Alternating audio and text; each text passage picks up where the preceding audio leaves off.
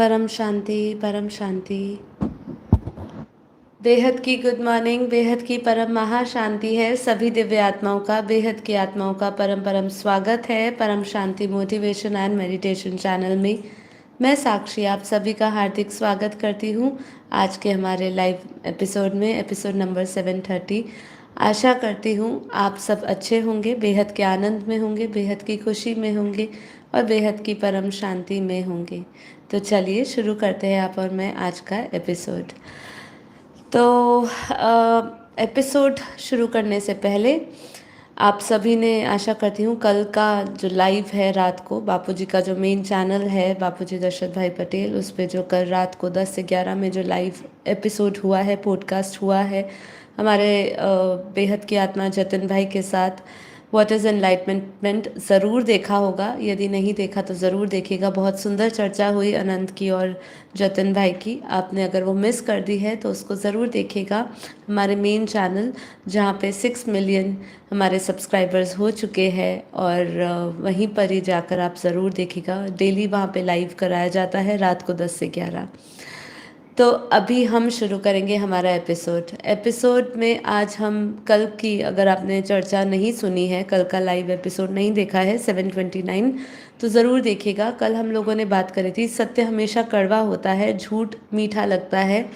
इसके एक अलग तरीके से इस पहलुओं को समझा था हमने। कैसे समझा था कि ब्रह्म ही सत्य है, उसको कितनी ज़रूरत है समझने की, आज के समय में कितनी आवश्यकता है सत्य को जानना, सत्य क्यों नकारा जाता है। आज उसी का ही हम दूसरा पार्ट लेने वाले हैं। कुछ चर्चा अधूरी रह गई थी, तो आज हमारा, जैसे आप टाइटल पढ़ रहे हैं, why do people reject spiritual truth. लोगों के सामने सच होता है लेकिन वो फिर भी उस आध्यात्मिक मार्ग से विमुख हो जाते हैं, वो उसको चूज़ नहीं करते, चुनाव नहीं करते उसका। क्यों नहीं करते हैं वो आज हम समझेंगे। आत्मा की पहचान की खोज क्या है वो भी हम समझेंगे एक कथा के द्वारा, वो भी हम आज समझेंगे। तो पूरा एपिसोड ज़रूर देखिएगा, पूरा सुनते रहिए और जानिए परम सत्य को।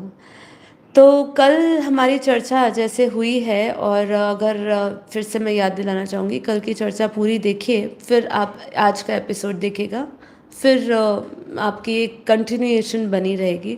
सारी चीज़ें रिपीट नहीं की जा सकती है, लेकिन आज की भी चर्चा उतनी ही महत्वपूर्ण रहने वाली है, क्योंकि हमें जानना है कुछ। हम मनोविज्ञान की तरफ से, आध्यात्मिक दर्शन से और हिंदू दर्शन की दृष्टि से आज हम क्लियर करेंगे कि लोग आध्यात्मिक सत्य को क्यों स्वीकार नहीं करते जबकि वो उसके सामने होता है। इसमें जो हम साइकोलॉजिकली कारण देखेंगे, हमने अपने अंदर एक अलग अलग स्तर पे अलग अलग हमने ब्लॉक्स बना के रखे, मतलब हमने उसको रोक कर रखा है। कोई ना कोई कारण बना हुआ है। मनोवैज्ञानिक दृष्टिकोण से देखेंगे, आध्यात्मिक दृष्टिकोण से देखने वाले हैं, और हिंदू ज्ञान के अनुसार क्या कहते हैं, व्यक्तिगत कारण क्या हो सकता है, और साथ ही साथ बापूजी ने क्या कहा है इसके बारे में भी हम जानेंगे, एक कथा के माध्यम से भी जानने वाले हैं। तो पहले, सबसे पहले हम देखें लोग आध्यात्मिक सत्य को क्यों अस्वीकार करते हैं। मनोवैज्ञानिक कारण क्या है, साइकोलॉजिकली हम इसको समझेंगे। जैसे हमने कल भी बना था, बात करी थी अहंकार, ईगो जो है, ईगो डिफेंस मैकेनिज्म, मतलब ईगो रक्षा तंत्र। जब आध्यात्मिक सत्य किसी के भी सामने आता है ना, तो क्या होता है, जैसे कि मान लो हमने कहा तुम देह नहीं आत्मा हो, ये सीधा अहंकार को चुनौती देता है, जो कहता है कि मैं ये शरीर हूँ, मेरी पहचान यही है। अब यहाँ पे ईगो सेटिस्फाई नहीं होता है व्यक्ति का, मतलब वो जिस मान्यता से वो चलता आया है उसको सीधी चुनौती मिलती है ना। अब जब सीधी सीधी चुनौती मिलती है तो मनोवैज्ञानिक कारण ये बताया जाता है कि इसके कारण वो अपनी पहचान या जो भी उसके सामने सत्य उजागर किया जाता है वो उसको नकारता है, वो उसको चुनौती समझता है, असहजता होती है उसको समझने में। इसलिए मन सत्य को अस्वीकार करता है ताकि उसे अपनी बनी बनाई जो सेफ पहचान है ना वो बदलनी ना पड़े। मतलब वो अपने कंफर्ट जोन से बाहर नहीं निकलना चाहता है, क्योंकि उसके अहंकार ने उसी को स्वीकार किया गया है। तो बहुत सिंपल तरीके से मैंने आपको एग्जाम्पल समझाया कि तुम देह नहीं हो, आत्मा हो। ये जब किसी को बताया जाता है तो उसकी अहंकार को चुनौती मिलती है कि मैं ये शरीर हूँ, मेरी ये पहचान है, तो उसको चुनौती स्वीकार नहीं होती है। इसलिए मानसिक तौर पे एक ये मनोवैज्ञानिक कारण बन जाता है जिसके कारण वो उसको सहजता से अपनाता नहीं है। कॉग्निटिव डिसोनेंस, विचारों का टकराव। क्या कहते हैं, जब नया कोई विचार, नया सत्य पुराने विश्वासों से टकराता है तो व्यक्ति असहज महसूस करता है। ऐसे कई उदाहरण मैंने देखे हैं जो इस ज्ञान मार्ग में भी आते हैं। बहुत डाइवर्स जगहों से होकर आते हैं, अलग अलग संस्थाओं से होकर आते हैं।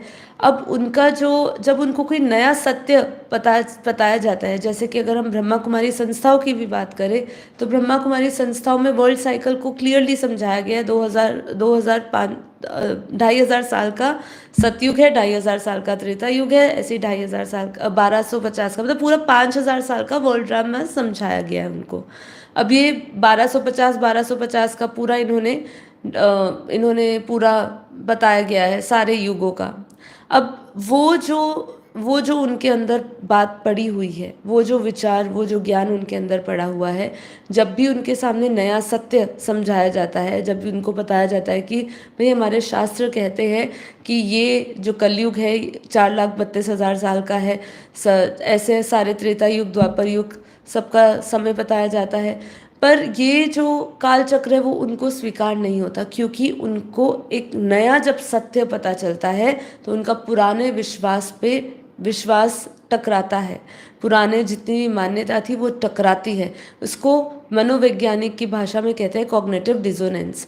अब ये व्यक्ति को असहज कर देता है। जैसे और भी, ये तो आपको मैंने ब्रह्मा कुमारी संस्था का कहा, ऐसी कई और संस्थाएं हैं जहाँ से लोग होकर आते हैं। उनका एक बिलीफ सिस्टम बन चुका होता है, एक पैटर्न बन चुका होता है, पुराने विश्वास बने होते हैं और नया विश्वास उनको लाने में बहुत बहुत असहजता होती है। सिंपल उदाहरण लेते हैं, यदि कोई जीवन भर ये मानता रहा है कि पैसा ही सब कुछ है, अब अचानक से उसे कह दिया जाए कि सच्चा सुख तो आत्मा में है, ठीक है, अभी उसकी मान्यता क्या थी, पैसा ही सब कुछ है, पैसे में ही सब सुख है। लेकिन यदि अचानक से उसको कोई बता दे कि सच्चा सुख आत्मा में है तो मन उसे नकार देता है, क्योंकि वह बदलाव को स्वीकार नहीं करना चाहता है। तो ये मनोवैज्ञानिक कारण है, एक साइकोलॉजिकली ब्लॉक हमने किया हुआ है। एक हमारा ईगो डिफेंस मैकेनिज्म काम करता है और एक काम करता है कॉग्निटिव डिसोनेंस, जिसका मतलब है विचारों का टकराव होना। तो ये दोनों कारण बनते हैं, अगर हम मनोवैज्ञानिक दृष्टि से देखें, ये दो कारण बनते हैं जिसके कारण हम परम सत्य से कोसों दूर होते हैं। परम सत्य सामने दिखता हुआ भी हम उसको स्वीकार नहीं कर पाते हैं, ठीक है। तो दूसरा कारण आता है आध्यात्मिक कारण, समझते हैं स्पिरिचुअल तरीके से क्या प्रॉब्लम हो सकती है। एक तो साफ साफ बात आती है माया का, जो इल्यूजन है, जो हमारे आगे माया का पर्दा है, एक वो कारण बनता है, हम सत्य को नहीं स्वीकारते। तो मतलब जो भी आज जिनके सामने ज्ञान सामने दिया जा रहा है, बार बार बापूजी की वीडियो सामने आ रही है, उसको समझाया जा रहा है बापूजी की वीडियोस, लेकिन वो उसको क्यों नहीं समझ पा रहा है, ज्ञान का अभाव क्यों है उसके अंदर, क्योंकि माया उसको जकड़ी हुई है। इसलिए क्या कहा, माया के 3 गुणों सत्व रजस तमस से ढकी आत्मा सत्य को देख नहीं पाती है। मतलब उसके लिए आपको ये तीनों गुणों से परे जाना होगा, तब जाके आपके सामने क्लियर विजन होगा कि मेरे को क्या करना है, आत्मा के रास्ते पे कैसे जाना है, इस मार्ग पर कैसे चलना है, क्योंकि ये पूर्णतः बोध का रास्ता है। आत्मबोध होगा, आत्मज्ञान द्वारा, फिर ही आपको आत्म साक्षात्कार होगा। तो माया का कार्य ही क्या है, सत्य को छिपाना और अहंकार मोह वासना में उलझाए रखना, ये माया का काम है। और ये माया अक्सर करती है, चाहे वो ज्ञानी हो, महाज्ञानी हो, चाहे वो अज्ञानी हो। अज्ञानी को तो घेरे हुए है, लेकिन जो महाज्ञानी होते हैं उसकी भी बार बार परीक्षा ली जाती है, माया उसके सामने आती है, उसकी परीक्षा ली जाती है, और फिर अगर वो माया जीत बन जाता है तो उसको आत्मा का सत्य पता चलता है, स्वयं की पहचान होती है, आत्मा की खोज का उसको ज्ञान होता है, और अगर वो माया में ही डूबा रहता है तो वो अहंकार मोह वासना में हमेशा उलझा रहता है। एक है कार्मिक कर्म बंधन, कर्म जो कनेक्शंस है उसके कारण भी एक स्पिरिचुअल स्पिरिचुअल कारण बनता है, एक आध्यात्मिक कारण बनता है उसको सत्य को ना देखना। कैसे? कुछ आत्माएं पिछले जन्मों के कर्मों से इतनी जकड़ी होती है कि वह सत्य को जानकर भी उस और कदम नहीं बढ़ा पाती है। तो ऐसा होता है, अक्सर होता है, और बहुत सारी आत्माओं का एग्जाम्पल्स देखा है मैंने कि उनका एक मान लीजिए कर्म बंधन भी है और एक पूरा फैमिली में एक प्रथा चलती आई है कई सालों से, कई समय से। जब उनको कुछ नई चीज़ सामने मिलती है या नया ज्ञान मिलता है तो वो अपनी पुरानी मान्यता को और वो जो कर्म बंधनों में जकड़ी हुई है या कर्म ऐसे उनको उलझाए हुए हैं, जिस मान्यता से वो चलती आई है उसको वो नहीं तोड़ पाती है। वह सत्य को जानकर भी उस और कदम नहीं बढ़ा पाती है। इसलिए जो आत्मा है, इसलिए कहा गया काफ़ी बार वो फ्री विल यूज़ नहीं कर पाती है क्योंकि उनके कर्म बंधन इतने कड़े होते हैं कि वो सत्य सामने नहीं देख पाती है। जैसे कई आत्माएं आश्रम में आती है, अब उनके कर्म बंधन इतने स्ट्रांग होते हैं, इतने स्ट्रांग होते हैं कि वो काफ़ी बार अपने यहाँ पे रहकर भी पुरुषार्थ नहीं कर पाती है और उनको अपना मतलब अपने कर्म बंधन खींचते हैं, और वो जब कर्म बंधन खींचते हैं तो आत्मा यहाँ से चली जाती है। तो ये बहुत बहुत गहरी बात है। देखिए ये इतनी सूक्ष्म बातें हैं ना, आप इसको बहुत ध्यान से इसके ऊपर चिंतन करेंगे तो पता चलेगा। जब भी आपको कोई रोके ना इस मार्ग पर चलने के लिए, इस यात्रा पे चलने के लिए, आत्म यात्रा पे चलने के लिए, तो हमेशा देखिए, समझिए, आपका मन आपको रोक रहा है, आपकी वासनाएं आपको रोक रही है, कहाँ आपको रोक रहा है, कौन रोक रहा है, और उसका निवारण करिए। उसका कारण जान के उसका निवारण करिए, क्योंकि सारे का निवारण आपके पास है ना। तो ये आपको समझना है। तो ये हुआ एक स्पिरिचुअल एस्पेक्ट, एक हमने मनोवैज्ञानिक साइकोलॉजिकली ब्लॉक समझे कि एक वो होता है, और इसमें हमने दो बातें समझी, एक होता है माया का पर्दा और एक होता है कर्म बंधन। ये दोनों एक कारण बनते हैं। हिंदू ज्ञान के अनुसार भी हम समझते हैं कि श्रीमद् भगवत गीता में क्या कह रहे हैं कि जो केवल उत्तम पुरुष अर्थात जो जागृत आत्मा है वही परम सत्य को पहचान सकती है। कठोर उपनिषद में क्या कहा गया है? ईश्वर ने इंद्रियों को बाहर की ओर मोड़ दिया है, इसलिए मनुष्य क्या करता है, भीतर के सत्य को नहीं देख सकता है। तो ये चीज़ भी आपको समझनी है। हमारे उपनिषद बार बार घोषणा करते हैं, भगवत गीता बार बार हमें ये समझाती है। क्या समझाती है? कि हमारी सारी इंद्रियां बार बार बाहर देख रही है, बाहर देख रही है, उनकी दृष्टि बाहर की ओर है। इसीलिए जब भी हम बोलते हैं अंतर्मुखी बनिए, मन का मौन धारण करिए, तो हमें बहुत ठेस पहुंचती है, बहुत मुश्किल लगता है इस रास्ते पे जाने के लिए, क्योंकि अभी तक हम इंद्रिया जीत नहीं बने हैं। इंद्रिया जीत मतलब जितनी भी इंद्रियां बाहर की ओर डायरेक्शन करके रखी है उनको भीतर मोड़िए, उनको भीतर देखिए, अपने अंदर देखिए, अपने रियल अस्तित्व को जानिए। तो यह उत्तम पुरुष का या परम पुरुष का या जागृत आत्माओं का ही कार्य है, जो उनको परम ज्ञान या परम सत्य की पहचान मिलती है। तो हमारे व्यक्तिगत कारण भी बहुत सारे हैं। इंडिविजुअल्स अटैचमेंट क्या है? भौतिक सुख की आदत पड़ी है लोगों को। आत्मा का ध्यान बाहरी वस्तुओं में इतना रच बस गया है कि उसे अंदर की शांति असुविधाजनक लगती है। राइट? आप मैंने जैसे कल भी कहा था कि ये ज्ञान आपको दिया इसलिए नहीं जा रहा है कि आप अपने सुख से विरक्त हो जाओ। ये आपको उस सुख से अलग करना चाहता है जो सुख आपका दुख बन जाता है। ये ज्ञान वो है, आपको परम सुख परम आनंद देना चाहता है। लेकिन अपने भौतिक सुख की इतनी हमें आदत पड़ी हुई है कि हम एक पल भी अपने उस कंफर्ट जोन से नहीं जा सकते। हम तपस्या करने जाते हैं तो हमें बहुत सारा वायुमंडल जो हमारा होता है वो हमारा कंफर्ट जोन से बाहर मिलता है। हमें आदत होती है अच्छे घर में अच्छे स्थान पे बैठ के तपस्या करने की, योग करने की, अपने कंफर्ट जोन में बैठने की। पर जैसे ही हमें कहीं और जाना पड़ता है जहाँ पे त्याग तपस्या करनी पड़ती है, जहाँ आपके अनुकूल नहीं होता है, मतलब आपको सुख सुविधा नहीं मिलती है तो हमारा मन बेचैन होता है, और वो सत्य दिखते हुए भी हम उस सुख की आदत इतनी होती है कि हम वो सत्य को नहीं स्वीकार करते और उस रास्ते पर नहीं चलते, क्योंकि हमारा वो कंफर्ट जोन के बाहर का क्षेत्र होता है। तो इसलिए आत्मा का ध्यान बाहरी वस्तु में ही इतना रचा बसा हुआ है। अपने अंदर की शांति को जब वो महसूस करना चाहता है, वो उसके लिए असुविधाजनक हो जाता है। सोचिए, साथ में डर, व्यक्तिगत कारण क्या है? एक डर। अगर व्यक्ति सच को स्वीकार कर ले तो उसे अपनी पूरी जीवन शैली बदलनी पड़ती है, राइट? अब जब से हमें ज्ञान मिला, हमने अपनी जीवन शैली बदली।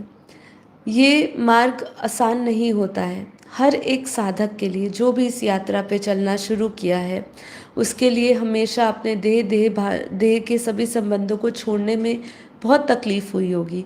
मतलब तकलीफ कैसे होगी? उसने खुद का जब ये चुनाव ले कर लिया होगा, जब उसने खुद का ये निर्णय ले लिया होगा कि मुझे इन लोगों से नहीं इतना बातचीत करनी, या इनके साथ ज़्यादा मेले मलाकड़े में नहीं जाना है, ये उसका खुद का निर्णय था। लेकिन इस निर्णय से सामने वाली आत्माएं सुखी नहीं होती है, उनको तकलीफ होती है, तो वो आपके इस निर्णय का विरोध करते हैं। जब वो आपके इस निर्णय का विरोध करते हैं तो फिर आपको बहुत डर लगता है कि आपको अपनी जीवन शैली बदलनी होगी, क्योंकि आप किसी सामने वाली आत्मा को दुख नहीं पहुंचाना चाहते हो। लेकिन उनके सुख का ध्यान रखते रखते आप अपने सुख से दूर हो जाते हो। आप देखिए, ये प्रैक्टिकल मैं एग्जांपल कह रही हूँ, आप सभी के जीवन में ऐसा होगा ही होगा, 100% होगा। और अगर अभी नहीं होगा तो आप इस परिस्थितियों से निकले ज़रूर होंगे कि आपने अपनी जीवन शैली बदली होगी इस मार्ग पर चलने के लिए। कुछ ना कुछ तो आपने बदलाव लाए होंगे। आपने लोगों से कम बातचीत करनी शुरू होगी, अपना किनारा करना शुरू कर दिया होगा लोगों से, अपना एक सर्कल छोटा कर दिया होगा, और बहुत सारी और भी चीज़ें होगी। धारणाएं बदली होगी, खान पान बदला होगा, अपना जो उनके साथ समय आप बिताते हो, वो समय का आपने कुछ शेष भाग जो है वो कहीं और आपने इस साधना में लगाया होगा। कुछ ना कुछ तो जीवन शैली में बदलाव किया होगा। और वो जब आपको पता चलता है कि आपको उस परम सत्य की तरफ जाने के लिए, आत्मा की तरफ जब आप अपना मुख मोड़ते हो, तो आपको अपनी जीवन शैली बदलनी होगी, स्पिरिचुअल नियम लेने होंगे, अपने धारणाओं पे चलना होगा, वो धारणाओं को निरंतर याद करना होगा, चिंतन करना होगा, उसकी प्रैक्टिस करनी होगी, ठीक है? तब आपको डर लगता है कि आपको जब समाज, आपके घर के लोग आपको नहीं स्वीकार करेंगे तो क्या होगा। वो डर जो है, वो डर, आप अगर उस डर को जीत जाते हो तो आप इस यात्रा को पकड़ लेते हो। लेकिन अगर इस डर से आप नहीं जीतते हो तो आपके सामने से सत्य भाग जाता है और फिर आप कुछ भी नहीं कर सकते हो। तो यही है कि डर, अगर व्यक्ति सच को स्वीकार कर ले तो ठीक है, अगर नहीं करते हैं तो बहुत मुश्किल होती है। ये परिवर्तन का डर भी सत्य से भागने का एक कारण बन जाता है। तो काफ़ी सारे, देखिए, ये जितने भी मैंने आपको कारण बताए, व्यक्तिगत कारण, फिर आपको स्पिरिचुअल रीज़न बताई, स्पिरिचुअल कारण क्या है, हमारे शास्त्र क्या कहते हैं, भगवत गीता में, कठोपनिषद में क्या कहा है, फिर साथ ही साथ हमने इसका एक मनोवैज्ञानिक कारण समझा। ये सभी कारणों को अगर हम समझे, ये सभी कारणों का निवारण क्या है? निवारण यही है कि आप ज्ञान लेना शुरू करिए।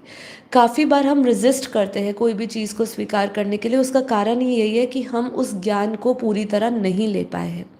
चाहे आपका भक्ति मार्ग हो, भक्ति मार्ग से ज्ञान मार्ग में भी आने पर जब आपको ये रास्ता मिलता है, एक जिज्ञासा आपकी बनती है कि मैं इस भक्ति से ऊपर मुझे ज्ञान लेना है, मुझे इसको जानना है।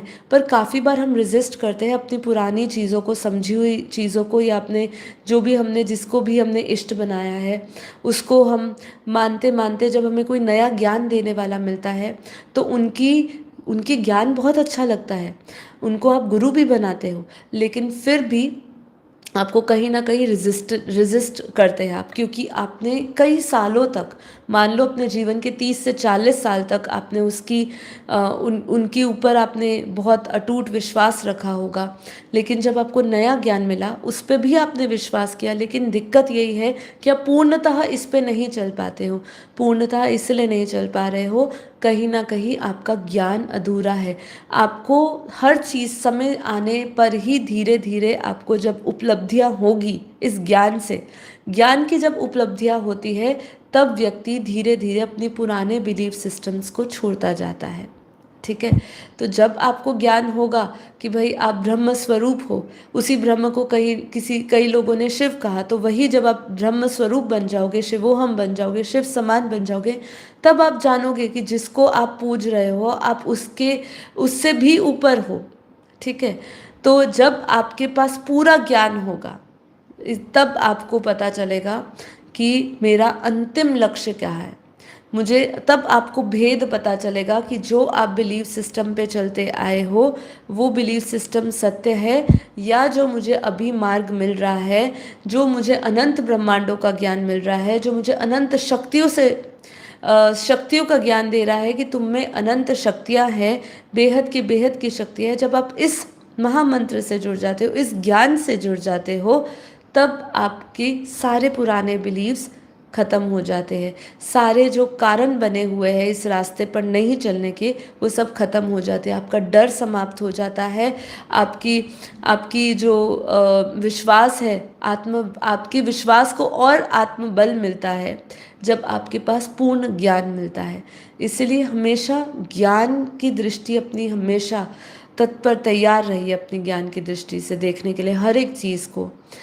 फिर यहाँ पे क्या कह रहे हैं, सत्य सरल है पर उसे स्वीकार करने के लिए साहस चाहिए। अहंकार, माया, पुराने संस्कार और भय से सभी मनुष्य को आत्मज्ञान से रोकता है। ये सभी मनुष्य को आत्मज्ञान से रोकता है। क्या?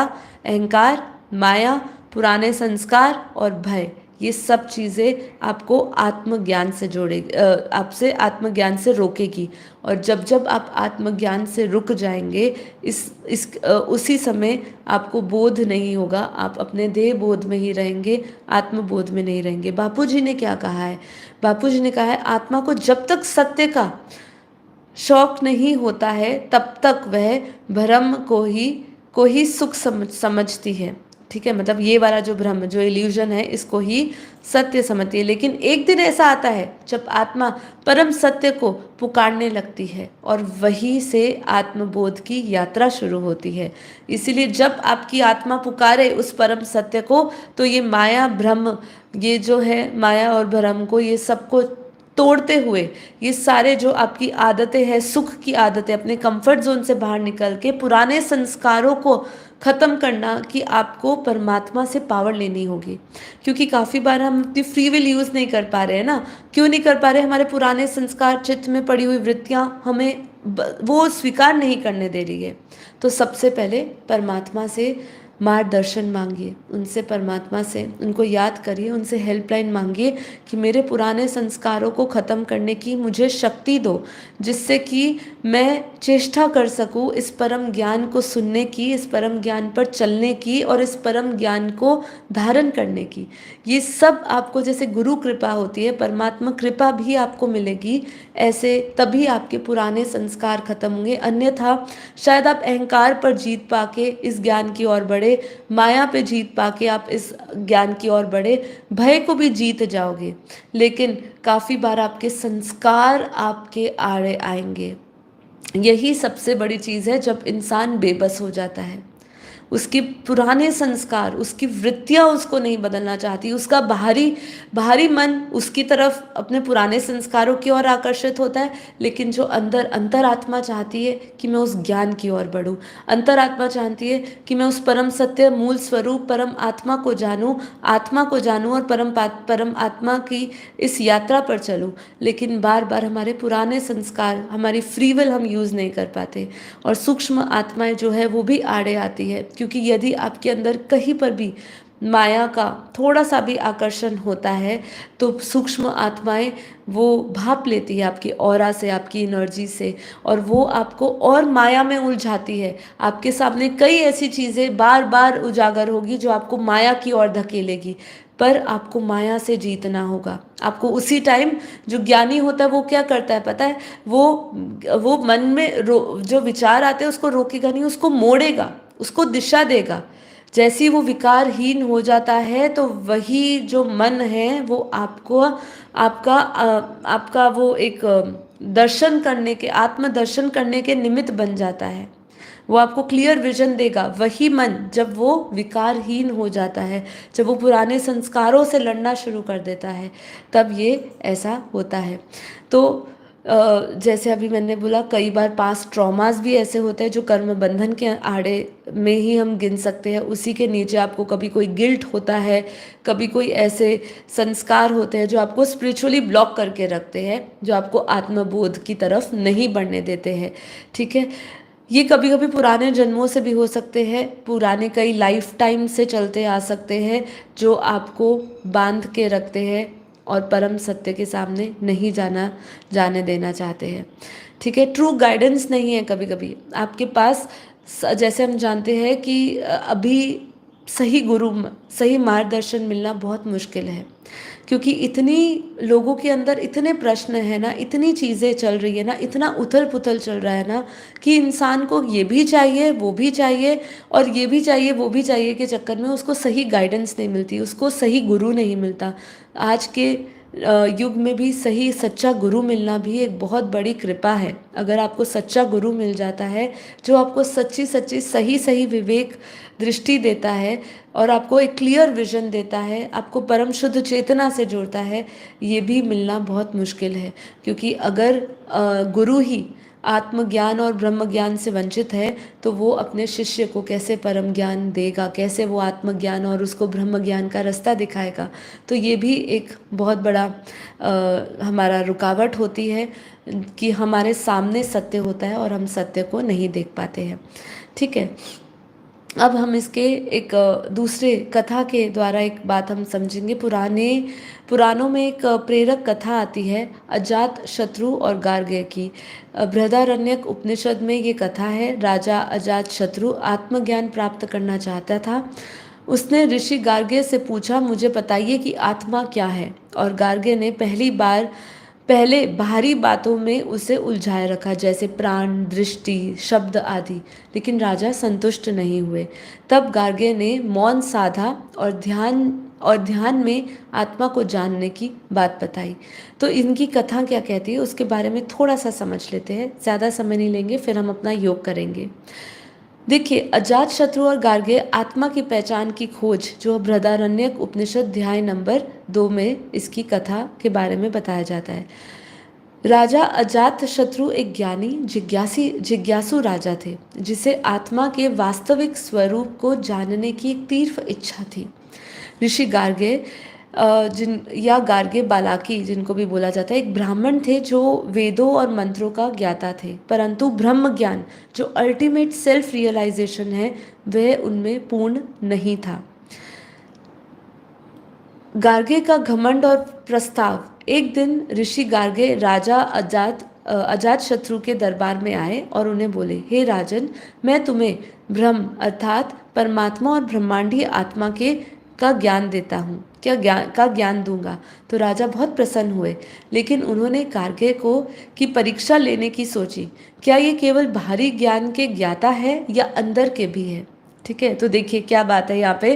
राजा एक बार उनके अंदर भी ये संकल्प हुआ कि चलो मैं भी अपने जो उनको गुरु बन के ज्ञान देने आए हैं उनका भी ज़रा मैं परीक्षा ले लूँ कि उनके अंदर भी जो ज्ञान है वो बाहरी सतह पे ही है या अंदर भीतर का ज्ञान है। तो गार्ग्य के उत्तर हुए, बाहरी तत्वों में ब्रह्म की खोज। तो गार्ग्य ने एक एक करके बताया कि सूर्य ही ब्रह्म है, चंद्रमा ही ब्रह्म है, प्राण अर्थात श्वास, वाणी, दृष्टि, ये सब ब्रह्म है। हर उत्तर पर राजा ने कहा, ये सब सत्य का अंश हो सकते हैं, पर ये पूर्ण संपूर्ण ब्रह्म नहीं है, क्योंकि ये सभी भारी या सीमित रूप में है।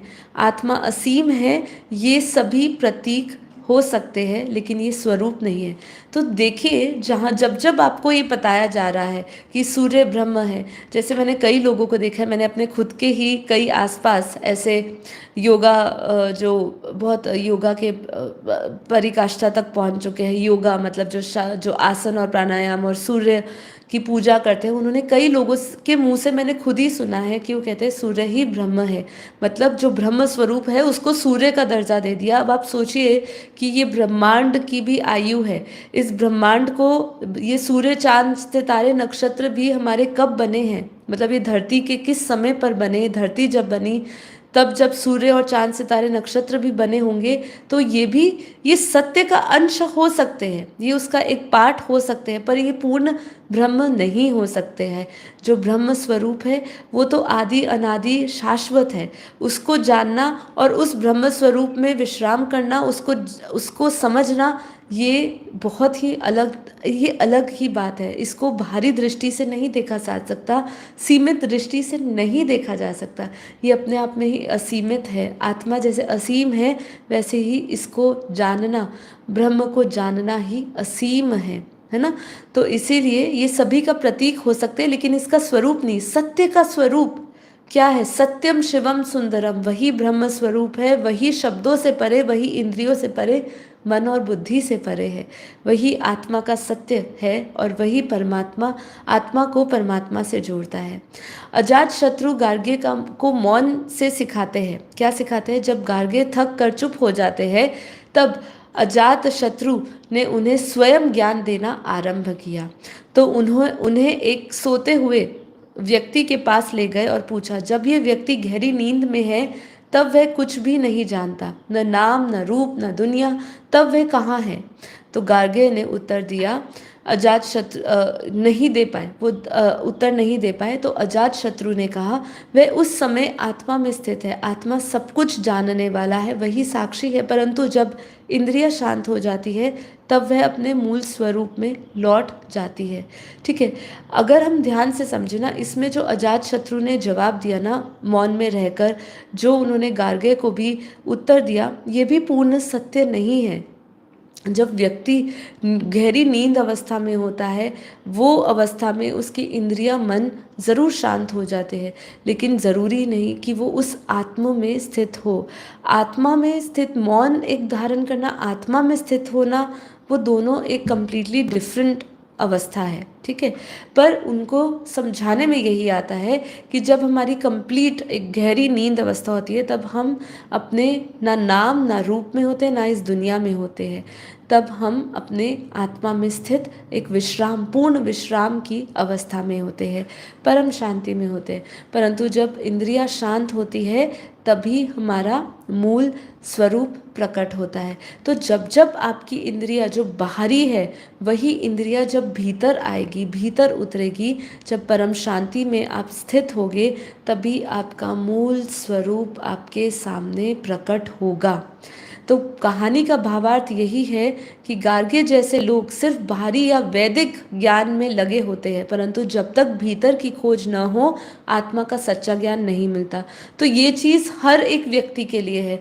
जिन्होंने ये कहा कि मैंने वेद शास्त्र उपनिषदों को अच्छी तरह समझ लिया, जिनको कंठस्थ हो चुकी है, सारे मंत्रों कंठस्थ है, जिनको श्लोक कंठस्थ है, जो वैदिक ज्ञान रखते हैं, ज़रूरी नहीं है कि वो भीतर की यात्रा में भी उतर चुके हो। और कई आपको ऐसे वक्ता भी मिल सकते हैं जिनके पास शायद वैदिक ज्ञान की कमी हो सकती है, लेकिन उनके पास आत्मिक ज्ञान, जितना उनके पास आत्मिक ज्ञान है, जितना उनको आत्मा का अनुभव है, वो उनको हमेशा उनको निरंतर कर्म योगी बन के उनको भीतर ही रखता है। मतलब वो बाहरी दुनिया में रहते हुए भी, अपने कर्म करते हुए भी, वो अपने अपने जो मूल स्वरूप है, जो शुद्ध स्वरूप है, उससे जुड़े होते हैं। तो ये आपको गारंटी नहीं है कि आपने वैदिक ज्ञान ले लिया है तो आप भीतर उतर चुके हो। ये आपके लिए ये ज़रूरी नहीं है। ये एक सिर्फ पॉसिबिलिटी है, प्रोबेबिलिटी बन सकती है कि आपको ज्ञान है तो आपका जो चिंतन है, वो अध्ययन है, वो हमेशा भीतर की तरफ रहेगा। पर काफ़ी बार जैसे मैंने कल भी कहा था कि अगर पानी गंदा हो, ठीक है, तो उसमें जो प्रतिबिंब दिखता है सूर्य का या चांद का, चंद्रमा का, वो भी साफ नहीं दिखता है, वो भी आपको हिलता और गंदा धुंधला दिखता है। जब आईना गंदा होता है तो आप जब तक उसको साफ नहीं करते तब तक आप अपनी सूरत उस पर क्लियरली नहीं देख सकते। ऐसे ही मन को शुद्ध और निर्मल करना बहुत ज़रूरी है। और ज्ञान, आपको परम ज्ञान लिया आपने लेकिन उसको जीवन में उतारा नहीं, धारण नहीं किया, तो वो आपको भीतर भी लेकर नहीं जाएगा, क्योंकि हमारी आत्मा के ऊपर अनंत आवरण चढ़े हुए, बहुत सारे आवरण चढ़े, बहुत सारी लेयर्स चढ़ी हुई है, वो लेयर्स को हमें हटाना होगा। अजात शत्रु जैसे व्यक्ति जिन्होंने प्रयोग, अनुभव और मौन चिंतन से आत्मा को जान लिया है, तो काफ़ी बार ऐसी आत्माएं मिलती है जो अभी अभी ज्ञान में आई होती है, लेकिन हो सकता है उनको, उनकी कोई पूर्व जन्म की तपस्या हुई हो जिसके कारण उनको एक ज्ञान मिल गया हो, लेकिन वो ज्ञान प्राप्त करते ही इस योग के प्रयोग से वो अनुभव में उतर जाती है, आत्मा के अनुभव में उतर जाती है और आत्मा को जान भी जाती है। वही सच्चे ज्ञानी होते हैं। ज़रूरी नहीं है आपने इतने घंटों की तपस्या करी है और तभी आपको ये अनुभव हो सकते हैं। कभी कभी व्यक्ति जब उसको परम ज्ञान मिल जाता है, राइट कनेक्शन मिल जाता है और सेकंडों में वो कनेक्शन हो जाता है। इसलिए माँ ने क्या कहा, माँ अपनी वाणियों में कई बार बता चुकी है कि ये योग है ना, सेकंड का योग है, केवल सेकंड का। आपने सेकंड में अगर वो कनेक्शन हो गया तो आपको वो परम लाइट, परम धाम की परम लाइट मिल गई, तो आपने उसको जान लिया, उसको भी जान लिया, स्वयं को भी जान लिया। लेकिन अगर आप घंटों घंटों योग में बैठे रहे लेकिन इंद्रियों पे जीता नहीं, आपने मन पे जीता नहीं, तो क्या फ़ायदा, तो क्या प्राप्ति करी, कुछ प्राप्ति नहीं करी। अब तीसरी क्या आती है कि आत्मा की पहचान इंद्रिय और विचारों से परे है, ठीक है। तो ये हमें समझना है, ये कटु सत्य है। जितना आप समझोगे इसको उतना ही आत्मा में विश्राम करोगे, आत्म भाव में जाओगे। जब हम मैं शरीर हूँ, मैं मन हूँ, इससे ऊपर उठते हैं तभी आत्मा का अनुभव होता है। इसलिए हमारा सबसे पहला संकल्प क्या होता है योग में, कि मैं ये शरीर मन बुद्धि नहीं हूँ, मैं चित्त अहंकार नहीं हूँ, मैं शुद्ध चैतन्य में ही आत्मा हूँ, मैं बेहद की आत्मा हूँ और मैं अनंत सूर्यों के समान प्रकाशित हूँ। ये आपको दिन में जितनी बार दोहराना है, ये दोहराइए। जितनी बार दोहराओगे उतनी बार ही आप आत्मा के और नज़दीक, आत्मा के अनुभव में और नज़दीक उतरते जाओगे। आपको परम धाम की पावर मिलेगी, परम प्रकाश आपके भीतर उतरेगा और यही आपको इंद्रिय और अपने विचारों से परे लेकर जाएगा, यही संकल्प, ठीक है। आध्यात्मिक सत्य को केवल पढ़कर नहीं बल्कि अनुभव करके ही समझा जा सकता है। बापू जी का ज्ञान आप जितना अनुभव करोगे उतना उससे जुड़ते जाओगे। उसको सिर्फ पढ़ के या उनकी वीडियोस को सुन के नहीं, उसको अपना अनुभव बनाना पड़ेगा। इसलिए अनुभव बनाने के लिए आपको उसमें जीना पड़ेगा। और अनुभव तब आता है जब हम झूठे ज्ञान, अहंकार और भारी प्रदर्शन से मुक्त हो जाए। इसलिए बापूजी ने क्या कहा, शोषाव नहीं करना है। जितना टू मच करोगे, जितना दिखावापन करोगे, उतना ही आप, जितना प्रदर्शन करोगे उतना ही आप इसमें फंसते जाओगे, उलझते जाओगे। मुक्त होना है तो झूठे ज्ञान, अहंकार और भारी प्रदर्शन से अपने आप को मुक्त करिए, उससे अपना पीछा छुड़ाइए। आत्म परिवर्तन के लिए सत्य को अपनाना बहुत ज़रूरी है। क्यों ज़रूरी है? क्योंकि सत्य ही वह आईना है जो आत्मा को उसकी असली पहचान दिखाता है, और जो सत्य से भागता है वह खुद से ही भाग जाता है, और जो सत्य को स्वीकार कर लेता है वह परमात्मा से जुड़ जाता है। तो हमें रोज़ क्या दोहराना चाहिए आंखें बंद करके, कि मैं सत्य को अपनाने के लिए तैयार हूँ। कई लोग क्या है, जैसे मैंने आपको कहा कि हमारे जो पूर्व स्मृतियों में जो पड़ा हुआ है, वो स्मृति जब तक नहीं बदलेगी, जब तक नया ज्ञान आप उसके अंदर नहीं डालेंगे, जब तक हमने ये समझा कि ये तो ब्रह्मांड ऐसे ही चलता रहता है, जब तक हमने इसका पूरा ज्ञान सहित ये नहीं समझा कि इसकी भी आयु है, ऐसे अनंत ब्रह्मांड है। जब विज्ञान पुष्टि करने लगा तब हमने स्वीकार किया। लेकिन जब तक विज्ञान ने ये स्थान नहीं दिया था तब तक आपका अनुभव इसको स्वीकार नहीं कर रहा था। तो हर चीज़ को अनुभव बनाना शुरू करें। आपके अंदर बहुत सारी स्मृतियाँ पड़ी हुई है। सिर्फ इस जीवन काल में जिस धारणाओं पे चलते आए हो उसी को स्मृति बनाकर मत रखिए। अपनी उस स्मृति को जगाने के लिए आप ज्ञान लीजिए, और धीरे धीरे जैसे जैसे वो बूंद बूंद आपके अंदर उतरेगा बूंद बूंद आपके अंदर परिवर्तन आएगा। तो इसलिए हमेशा संकल्प लीजिए, मैं सत्य को अपनाने के लिए तैयार हूँ। मेरी आत्मा सत्य से प्रकाशित है और मैं अपने सभी भ्रमों को शांति से छोड़ता हूँ। मैं अपने अंदर से के सत्य से जुड़ रहा हूँ। मुझे सत्य बदलता नहीं है, मुक्त करता है। मतलब जब भी मेरे सामने कोई परम सत्य ज्ञान आता है तो वो मुझे बदलता नहीं है, वो मुझे मुक्त कर रहा है। ठीक है, मैं झूठे सुखों से ऊपर उठ रहा हूँ। हर दिन मैं सत्य की ओर बढ़ रहा हूँ, एक कदम बढ़ाता हूँ। सत्य मेरा स्वभाव है, मैं वही हूँ। मैं परमात्मा के सत्य स्वरूप का अंश हूँ। सत्य ही मेरा प्रकाश है और मैं उस राह पर हूँ।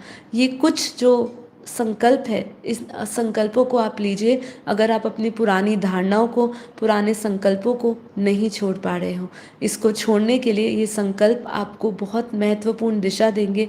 जब आपका एक अपने सत्य स्वरूप को जानने की आपके अंदर तीव्र जिज्ञासा हो जाएगी, उसको जानना और सारे भ्रमों को छोड़ने की आपके अंदर एक तीव्र पुरुषार्थ हो जाएगा, तो आप बदलोगे नहीं, आप मुक्त हो जाओगे। ठीक है, तो ये आज का हमारा एपिसोड था। कल की श्रृंखला में हमने इसको एपिसोड को थोड़ा सा और विस्तार से समझाया है, क्योंकि सब परम सत्य से बहुत दूर है और यही हमारा लक्ष्य है बापूजी के ज्ञान के द्वारा, कि सब इस परम सत्य के बहुत नज़दीक आ जाए।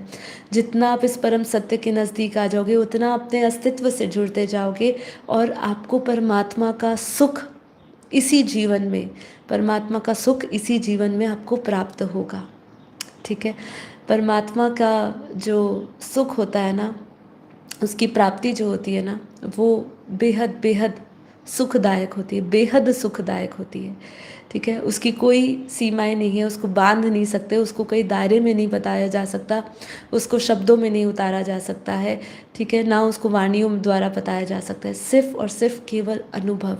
और ये तो इसमें ऐसा ही है कि जितना इसमें मीठा डालते जाओगे, इतना ये मिठास बढ़ती जाएगी इसकी। जैसे हलवे में जितना चीनी गुड़ डालते रहोगे, उतनी उसकी मिठास और बढ़ती रहती है और आपको और अच्छा लगता है। ऐसे ही ये है, जितने भीतर अपने बूंद बूंद करके ज्ञान डालते रहेंगे, उतना ही आप मीठे बनते जाओगे, उतना ही ये सुखदायक हो जाएगा जीवन आपके लिए।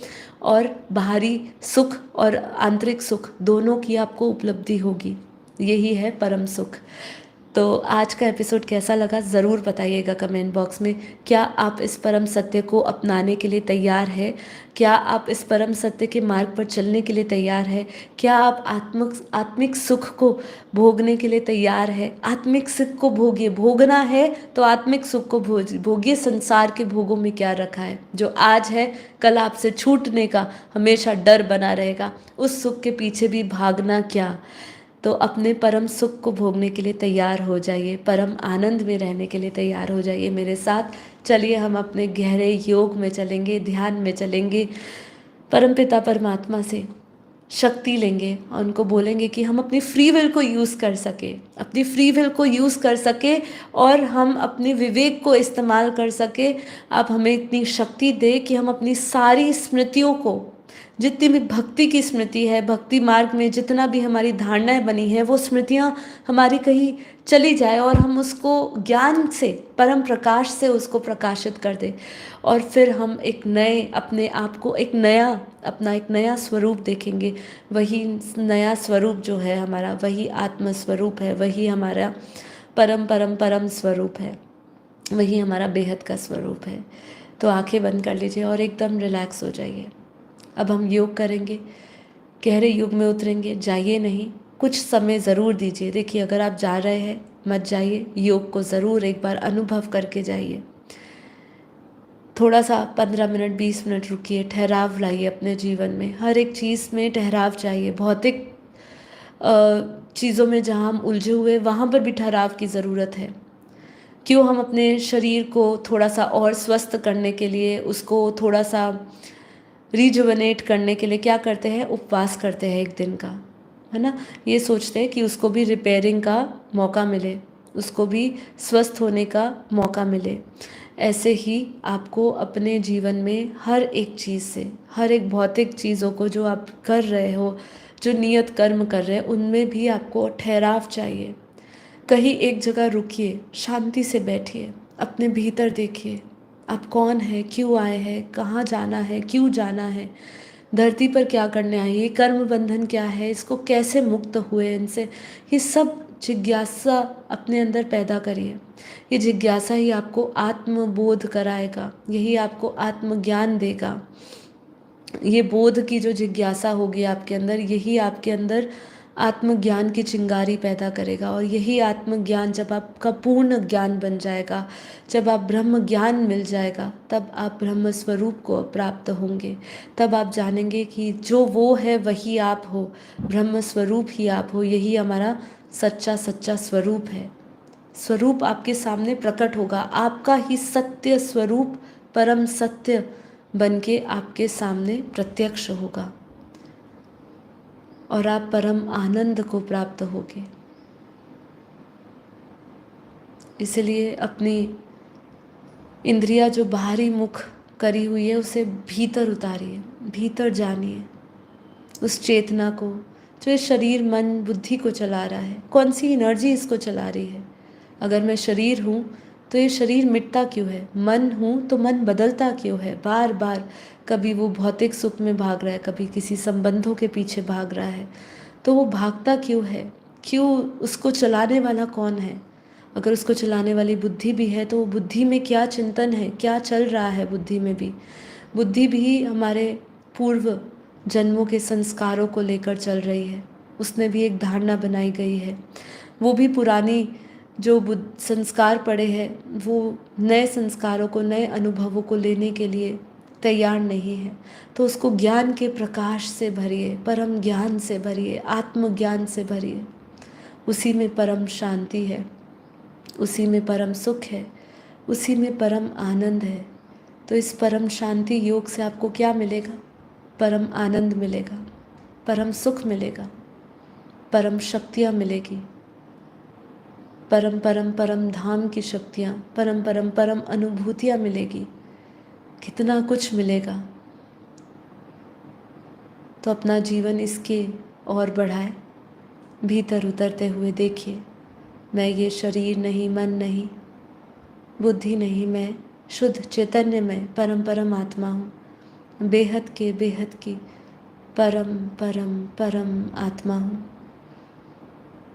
मैं दिव्य आत्मा हूँ, परम प्रकाशित आत्मा हूँ, परम प्रकाश, परम शांति, परम आनंद ही मेरा स्वरूप है। यही मेरा मूल प्रकृति है, यही मेरा मूल स्वभाव है। इसको अनुभव करने की कोशिश करें, प्रयास करिए। हर एक संकल्प से एक ऊर्जा पैदा होती है, एक तरंगे पैदा हो रही है। वो तरंगे, वो भाव अपने भीतर महसूस करें, परम शांति का भाव अपने भीतर महसूस करें, परम आनंद की अनुभूति करें। आत्मिक आनंद में ही परम आनंद है, आत्मा को जानना ही परम सुख है, इसी में ही परम शांति है। उसको महसूस करें। जितना आपके भीतर आत्मिक आनंद बढ़ता जाएगा, वैसे वैसे बाहरी सुख अपने आप ढकते जाएंगे, क्योंकि अब आपको बाहर में कोई सुख, कोई आनंद नहीं मिल रहा है, क्योंकि आप अपने परमानंद, निजानंद, ब्रह्मानंद स्वरूप से जुड़ गए हैं। परम शांति, परम शांति। आनंद आपके भीतर इतना बढ़ चढ़ के आपको ऐसी अनुभूति, ऐसी स्फूर्ति, ऐसी तरंगे, ऐसे वाइब्रेशन से भरता है जहाँ आपका आत्मबल, आत्मविश्वास, आत्मज्ञान और बढ़ चढ़ के आपको अपने भीतर के दिव्य स्वरूप, पूर्ण स्वरूप से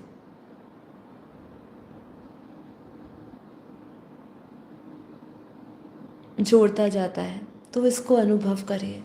बहुत आनंद है इसमें, बहुत शांति है इसमें, परम शांति है। आत्मा में विश्राम करें, अपना सारा ध्यान भ्राकुटी के मध्य में, दोनों भौरों के बीच में जहाँ हम तिलक करते हैं वहाँ लेकर आइए।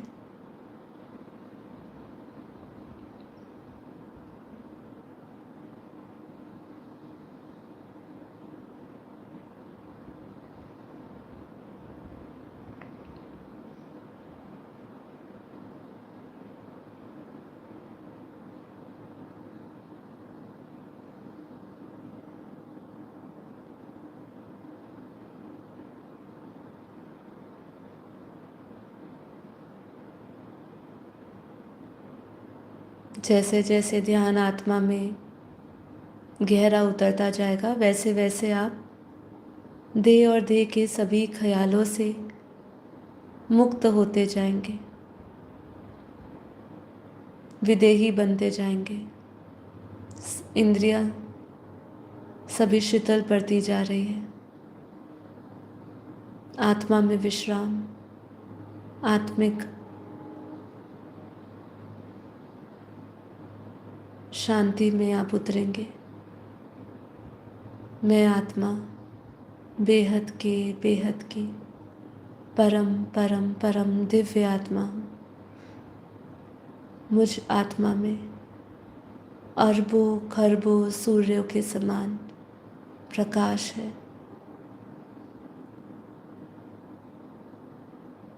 प्योर वाइट लाइट, परम प्रकाश को देखें।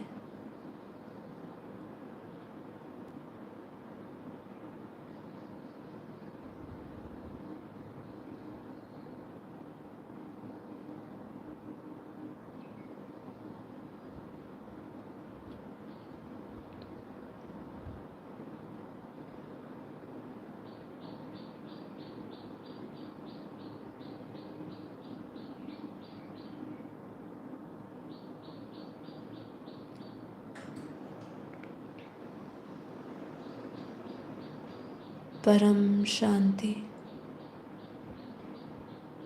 अपने भीतर दिव्य प्रकाश को देखें, आत्मिक प्रकाश को महसूस करें, जो आपके भीतर के सारे विकार वासनाओं को नष्ट कर रहे हैं। मैं आत्मा जीवन मुक्त आत्मा हूँ। मैं आत्मा बेहद की अनंत शक्तियों से भरपूर हूँ। मैं आत्मा सर्वशक्तिमान,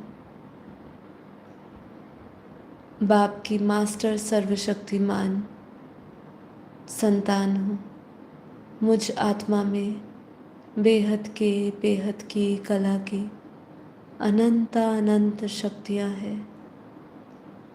मुझ आत्मा में बेहद की कला के परम धाम का परम प्रकाश है। अपने भीतर उस प्योर वाइट लाइट, परम परम परम पवित्र, परम शुद्ध, परम प्रकाश को देखें, महसूस करें। अपने चारों ओर पूरे वायुमंडल में परम प्रकाश फैल रहा है, परम शांति फैल रही है। आसपास का पूरा वायुमंडल परम शांति युक्त होता जा रहा है, परम शांति के परम ऊर्जा से भरता जा रहा है। महसूस करिए हर एक श्वास में अपने भीतर 100 ट्रिलियन सेल्स में, हर एक कोशिकाओं में, अपनी प्राण ऊर्जा में आत्मिक परम प्रकाश को महसूस करें। उन तरंगों को महसूस करें, उन वाइब्रेशंस को महसूस करें जो निरंतर आपको ब्रह्म स्वरूप से जोड़ रहा है। वो फील करते जाए, इस परम परम परम शक्तियों को महसूस करते जाए। मैं आत्मा बेहद की कला के परम परम परम धाम से परम प्रकाशित आत्मा हूँ। प्योर वाइट लाइट, परम प्रकाश मुझ आत्मा से चारों ओर फैल रहा है। चारों ओर परम शांति ही परम शांति है।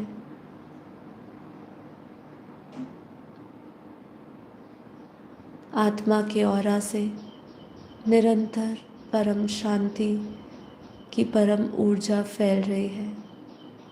फील करिए अपने आसपास के ऊर्जा क्षेत्र को, आसपास के वायुमंडल को।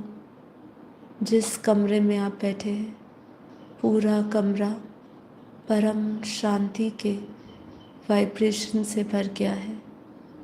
परम परम परम प्रकाश से भर गया है। आत्मिक प्रकाश से भर गया है।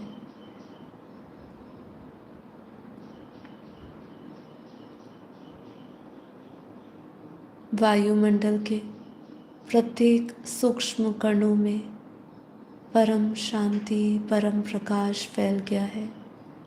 मैं हर एक श्वास लेते हुए उन शक्तियों को, वायुमंडल के परम प्रकाश परम शांति को महसूस कर रही हूँ।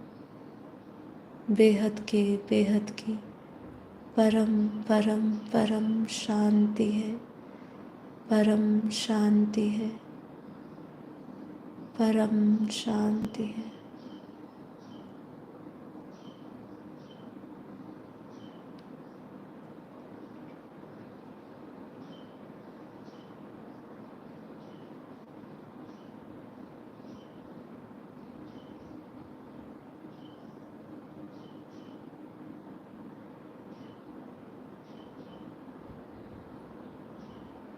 मैं आत्मा सभी संसार की आकर्षणों से, आसक्तियों से पूर्णतः मुक्त हूँ। वो जीवन मुक्त होने का अनुभव करें, उसका आनंद उठाइए जो आपके सारे कर्म बंधन धरती से आपको मुक्त कर रहा है। सारे कर्म बंधन पूर्ण कर रहा है।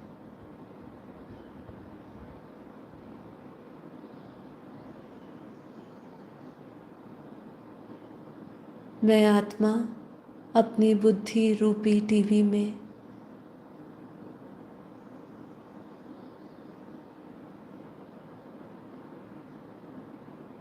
बेहद की दुनिया को देख रही हूँ।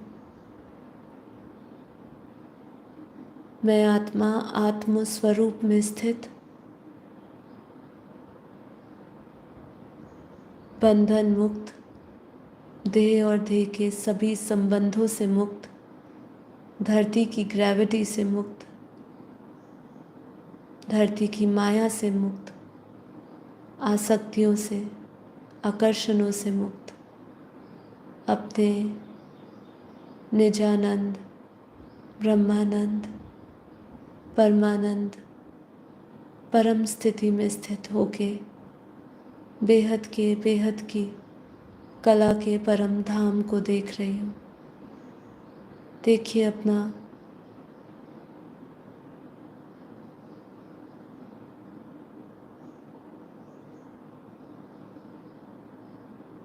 वो दुनिया को देखे, वो स्मृतियाँ जो बेहद की स्मृतियाँ हैं, वो आपके सामने प्रकट हो रही है। जहाँ से हम आए हैं, जहाँ हमें जाना है, वो विजन मैं साफ साफ देख रही हूँ। मैं वो बेहद की अनंत ब्रह्मांडों को देख रही हूँ।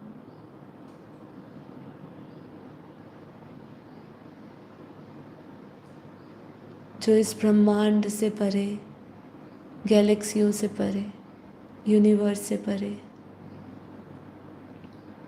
ग्रेट यूनिवर्स, ऐसे मल्टीवर्स से भी परे, वो बेहद की दुनिया है जहाँ बेहद का कला का प्रकाश है,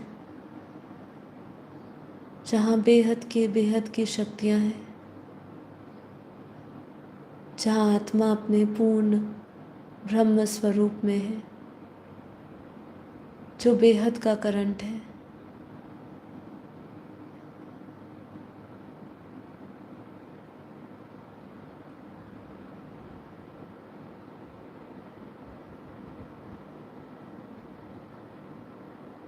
विजुअलाइज करें उस दुनिया को, अपनी बुद्धि द्वारा उस दुनिया को देखें, हाईएस्ट टू हाईएस्ट, बेहद की कला का परम धाम, जहाँ दूध जैसा सफ़ेद परम प्रकाश मौजूद है, जहाँ परम प्रकाश का महासागर है, क्षीर सागर है, जिसका कोई अंत नहीं, जिसका विस्तार फैला हुआ है, जो कोने कोने में है, सभी दिशाओं में है। वहाँ दिशाएं भी नहीं है, वहाँ शब्द भी नहीं है, वहाँ केवल आत्मिक अनुभूतियाँ, आत्मिक शांति है। वहाँ आत्मा निराकार है, निरंजन है, निर्गुण है, अपने सभी गुणों से परे, अपने पूर्ण स्वरूप में है। मैं आत्मा बेहद की कला के परम धाम को महसूस कर रही हूँ। मैं आत्मा बुद्धि से उस दुनिया में, मैं उस दुनिया में हूँ और उस दुनिया की बेहद की कला के परम धाम के परम प्रकाश को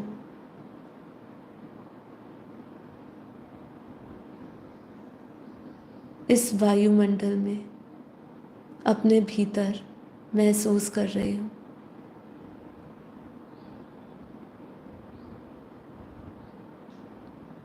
वो पावर को महसूस करें, बेहद की कला की पावर को, परम धाम को, परम प्रकाश को इस वायुमंडल में महसूस करें। ये क्षण भर का कनेक्शन, जहाँ मैं अनंत शक्तियों से भरती जा रही हूँ, बेहद की कला के परम धाम से उच्च परम धाम की परम शक्तियाँ मुझ आत्मा में डाउनलोड हो रही है। परम प्रकाश उतर रहा है। मैं आत्मा अपने बेहद के परम पिता परमात्मा से, बेहद के दादाजी से, उनके चित्र में विचित्र रूप को देख रही हूँ, उनके निराकार स्वरूप को देख रही हूँ और उनके मस्तक से आता हुआ दिव्य प्रकाश उतर रहा है। परम प्रकाश, अमृत रूपी परम लाइट बरस रही है। उस परम प्रकाश को लेते जाएं, परम लाइट को लेते जाएं। निरंतर मुझ आत्मा में परम प्रकाश उतर रहा है। बेहद की कला के परम धाम से परम प्रकाश उतर रहा है, परम प्रकाश उतर रहा है। मैं आत्मा बेहद के परम प्रकाश को ले रही हूँ। आत्मा के ऊपर चढ़े आवरण हटते जा रहे हैं।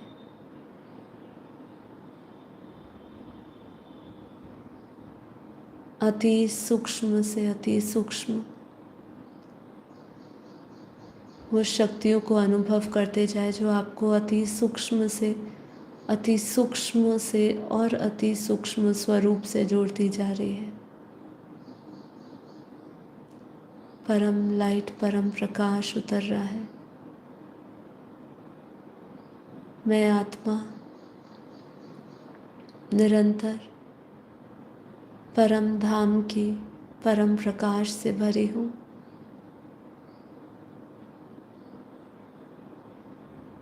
स्थूल शरीर, सूक्ष्म शरीर, कारण शरीर परम परम परम प्रकाश से भर गए।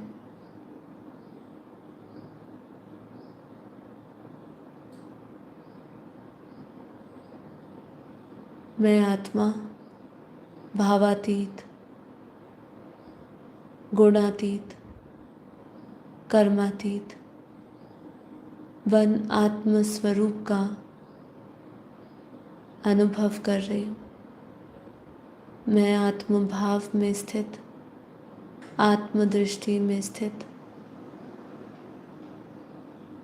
पूर्ण सृष्टि की रचना को आत्म भाव में देख रही हूँ।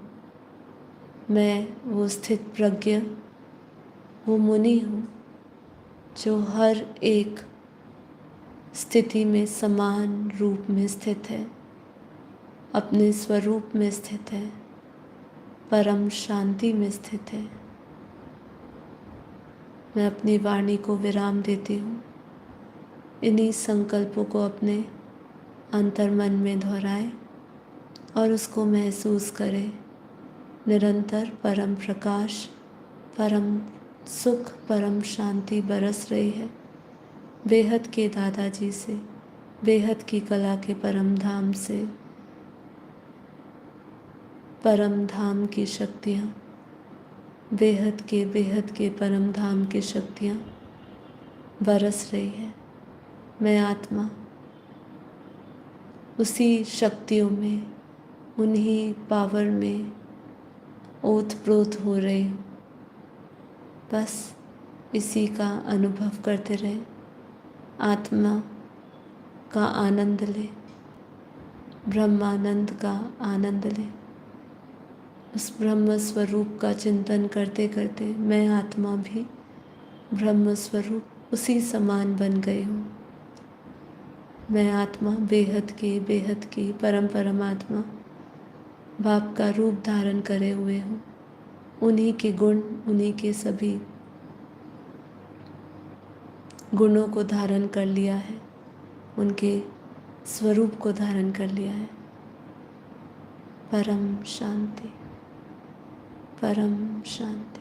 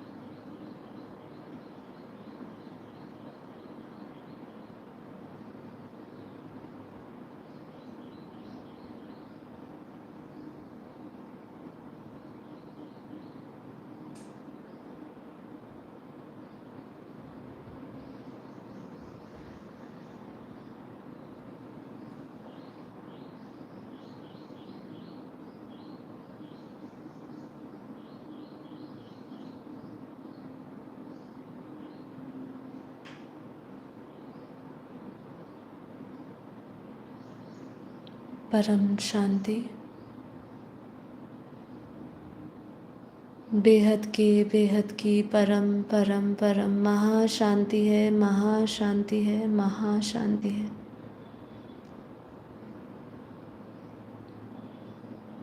ये योग को पूर्ण करने से पहले एक बार संकल्प करिए कि मुझ आत्मा का ऑरा बहुत पावरफुल है। मुझ आत्मा का ऑरा परम परम परम प्रकाश से युक्त है, परम शांति से भरा हुआ है। मुझ आत्मा के ऑरा बेहद प्रभावशाली है। बाहर की सभी नकारात्मक शक्तियाँ सूक्ष्म शक्तियाँ मुझ आत्मा के ऑरा को भेद नहीं सकती है। मुझ आत्मा के ऑरा से निरंतर परम शांति के वाइब्रेशंस फैल रहे हैं। मुझ आत्मा के ऑरा को परमात्मा की शक्ति प्रोटेक्ट कर रही है। मैं डबल लाइट में हूँ, डबल परम परम परम प्रकाश में हूँ।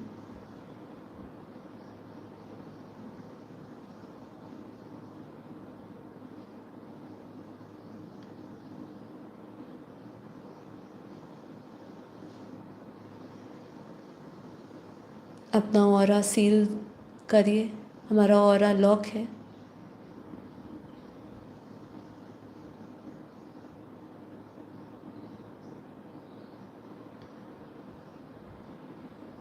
परम शांति। आप सभी दिव्य आत्माओं का, बेहद की आत्माओं का धन्यवाद। इस योग के प्रयोग को बार बार करें।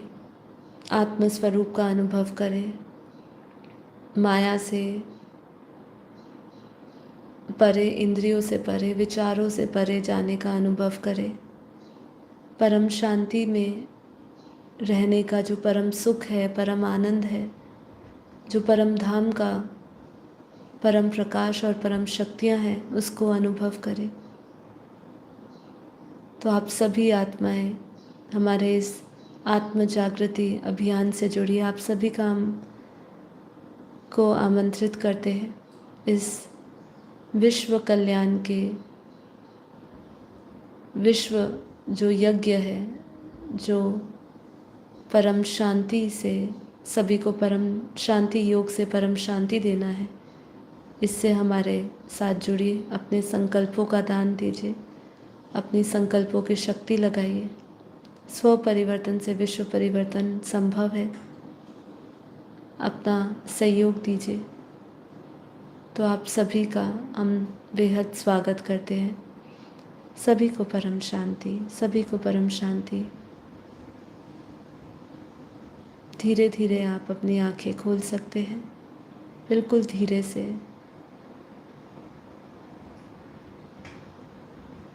अब हम मिलेंगे कल एक नए एपिसोड के साथ, एक नई ऊर्जा के साथ, एक नई चर्चा के साथ। तो कैसा लगा आज का एपिसोड, आज का योग, आज का ज्ञान चर्चा? मैं जब आपके साथ डेली करती हूँ तो मुझे हर दिन चाहे कोई बात रिपीट हुई हो, चाहे कोई बात नहीं हुई हो, लेकिन हमेशा वो एक नए उत्साह से, नए जोश से हमेशा भरता है। एक नए पुरुषार्थ की तरफ और तीव्रता से बढ़ने के लिए मुझे प्रेरणा मिलती है। तो आप सभी का बेहद धन्यवाद कि आप सब आते हैं और मेरे साथ इस लाइव एपिसोड्स में जुड़ के हम जो कार्य करना चाहते हैं विश्व कल्याण का, उसके लिए आप सभी शामिल होते हैं। तो आप सभी का दिल से धन्यवाद। ऐसे ही प्यार देते रहिए, ऐसे ही हमारे साथ जुड़ते जाइए। डेली लाइव मेडिटेशन जोड़िए हमारे साथ। अगर आप पहली बार आए हैं तो डेली 5:30 से 6:30 इस चैनल पे आप आ सकते हैं। हमारे साथ ज्ञान योग की चर्चा सुन सकते हैं। योग भारत का जो सबसे प्राचीन योग परम शांति योग है, मेरी एक नई वीडियो जल्दी आएगी। मैं आशा करती हूँ वो वीडियो आपको बहुत अच्छी लगेगी और आप सभी के साथ शेयर करेंगे परम शांति योग क्या है। और परम शांति योग ही सबसे प्राचीन भारत का योग है। इसको हम जितना लोगों तक फैलाएं वो हमारे लिए सबसे अच्छा होगा और हमें सफल करेगा, हमारा जीवन को सार्थक बनाएगा।